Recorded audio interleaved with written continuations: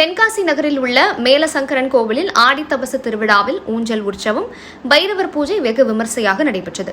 தென்காசி நகரின் மையப்பகுதியில் அமைந்துள்ள மேலசங்கரன் கோவில் சங்கர நாராயணர் சமேத கோமதியம்பாள் ஆலயத்தில் கடந்த 18ஆம் தேதி ஆடித்தபசு விழா கொடியேற்றத்துடன் தொடங்கியது.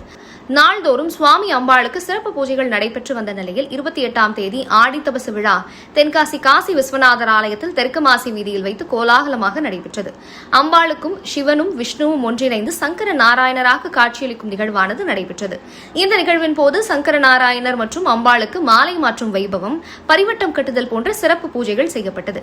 தொடர்ந்து ரத வீதிகளில் அம்பாள் மற்றும் சங்கர நயினார் சுவாமி வீதி உலா நடைபெற்றது. இதில் ஆயிரக்கணக்கான பக்தர்கள் பங்கேற்று சுவாமி தரிசனம் செய்தனர். மேலும் ஆடித்தபசு திருவிழாவின் முக்கிய விழாவாக கருதப்படும் திருக்கல்யாண நிகழ்வு கோவில் வளாகத்தில் நேற்று வெகு விமர்சையாக நடைபெற்றது. இதில் மாலை மாற்றி திருக்கல்யாணம் சிவனுக்கும் கோமதி அம்பாளுக்கும் நடைபெற்றது. ஆடித்தபசு திருவிழாவின் இறுதி நிகழ்வான ஊஞ்சல் உற்சவமும் பைரவர் பூஜையும் வெகு விமர்சையாக கோவில் வளாகத்தில் நடைபெற்றது. அலங்கரிக்கப்பட்ட ஊஞ்சலில் சுவாமி அம்பாள் காட்சியளித்தனர். இதில் திரளான பக்தர்கள் கலந்து கொண்டு வழிபட்டனர்.